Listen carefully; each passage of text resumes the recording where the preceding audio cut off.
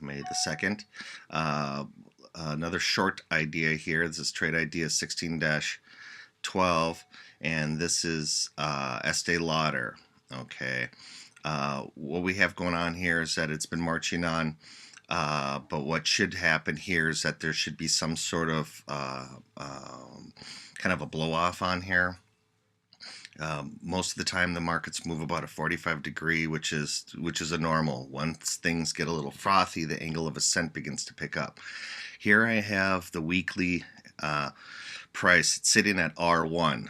Okay, so if it breaks above the 97.46, it'll probably go up to the resistance area. That's where I would add a short. Okay, but for all intents and purposes for today, I'll take the last price.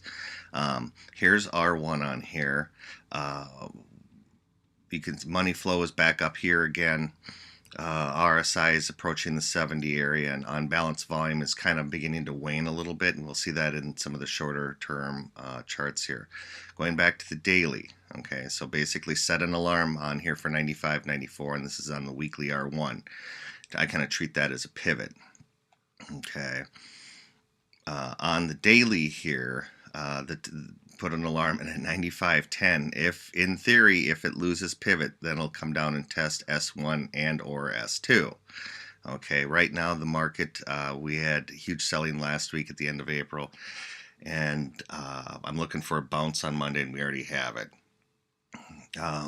It's one of these things that if you have stocks in your portfolio that are beginning to wane, I would recommend kind of somehow either writing covered calls on them, okay, just to kind of pick up some premium. Also, if you write them at the money that you're willing to get out of them too, your underlying stocks, that kind of thing.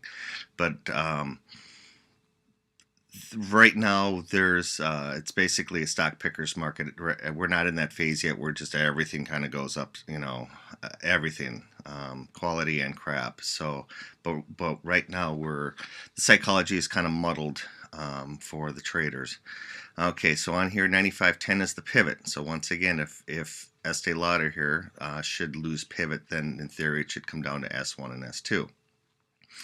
Now what I usually do here is you have your moving averages and stuff, but right here at around 95.25, that would be, you would move it as a trigger. Okay, so right now it's basically done a 50%. That's why I brought it to your attention. If Estee Lauder was going to fail here, and there is a bunch of volume right here, if it was going to fail, this would be the first place. And then you have the other points I pointed out before on your resistance levels on your daily and weekly charts. Okay, so this is kind of like, you might have to put 3 entries in here, but like for all intents and purposes, I'll put 1 here for right now. If Estee Lauder clears the top, then you would move your pivot up, say to move it to about, or your trigger about here, okay, about 96. And that would, what you're doing is you're moving up your alarms, okay, your short trigger point, because if once it jabs through and fails and comes back through, that would be the part that you come back and take a look at it. Okay, there are levels down here under a little under 94 and around 92.5 on volume, and I usually trade on some volume. So you can see we're at 96 to 94. And then down to 92, so you're talking 4 or 5% here, and those would be your initial targets for the underline for shorting EL.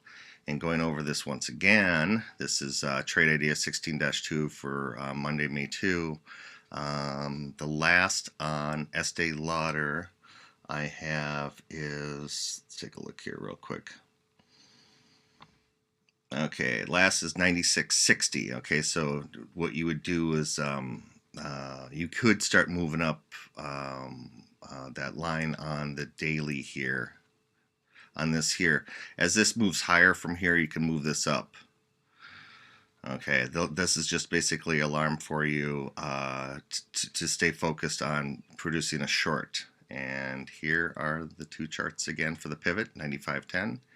And weekly 95.94, and last is 96.60. And I put out a trade tip every day. Thank you. Have a wonderful day.